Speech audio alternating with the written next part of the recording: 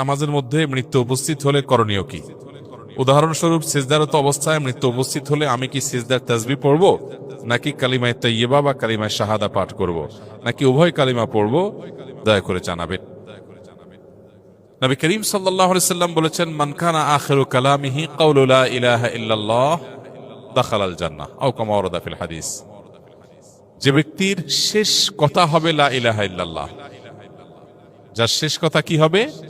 লা ইলাহা ইল্লাল্লাহ, অর্থাৎ তাওহীদ যার শেষ অবস্থান হবে, সে ব্যক্তি ওই অবস্থায় মৃত্যুবরণ করলে তার ঠিকানা হবে জান্নাত, সে জান্নাতে প্রবেশ করবে। আল্লাহ আমাদের সেই সৌভাগ্যবান মানুষদের কাতারে শামিল হওয়ার তৌফিক দান করুন। তাহলে শেষ কথা লা ইলাহা ইল্লাল্লাহ হলে জান্নাতে প্রবেশ করবে, যে এর অর্থটা কি, এর মর্মটা কি? অনেক মুহাদ্দিসিনে কেরামের ব্যাখ্যা হলো যে এর মর্ম হলো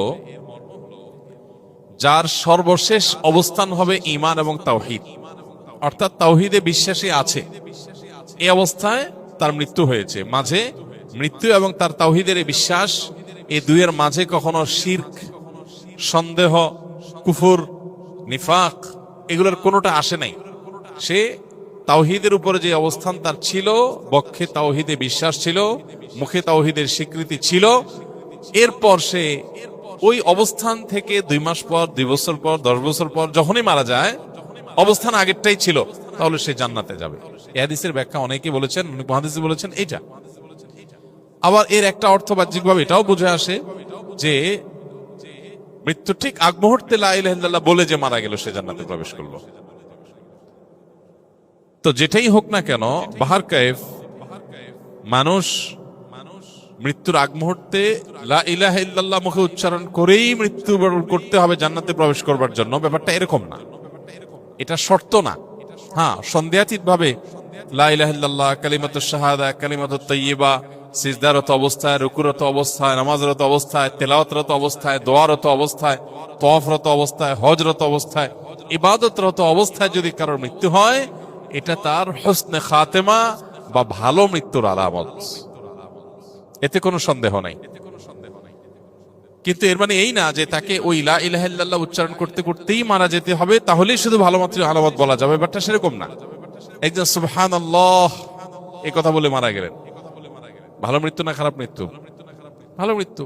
আল্লাহর পবিত্রতা জ্ঞাপন করে মারা গেলেন, এটা নেককারের মৃত্যু, এটাকে আমরা ঈমানের মৃত্যু বলতে পারি, আলহামদুলিল্লাহ।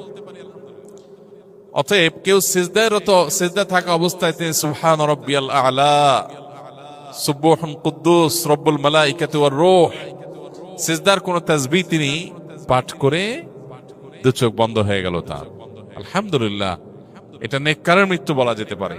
হুসনে জন বা তার প্রতি সুধারণা করা যেতে পারে, আল্লাহ তাআলা তাকে নেককারের মৃত্যু দান করেছেন। সম্ভবত বাহ্যিক দৃষ্টিকোণ থেকে তার এই মৃত্যুকে নেককারের মৃত্যু বলা যায়। অতএব সিজদায় গিয়ে যদি মৃত্যু মুখোমুখি মানুষ পতিত হয়, তাহলে তাকে লা ইলাহা ইল্লাল্লাহ বলতে হবে এমন কোনো কথা নাই। আর যদি সিজদা লা ইলাহা ইল্লাল্লাহ বলেও, তাতেও অসুবিধা নেই। বাকি শেষ কথা লা ইলাহা ইল্লাল্লাহই হতে হবে হুসনে খাতেমার জন্য, এটা জরুরি না, শর্ত না। লা ইলাহা ইল্লাল্লাহর মর্ম বোঝা যায়। সুবহান রাব্বিয়াল আলা যখন কেউ পড়ে, এখানেও কি আছে?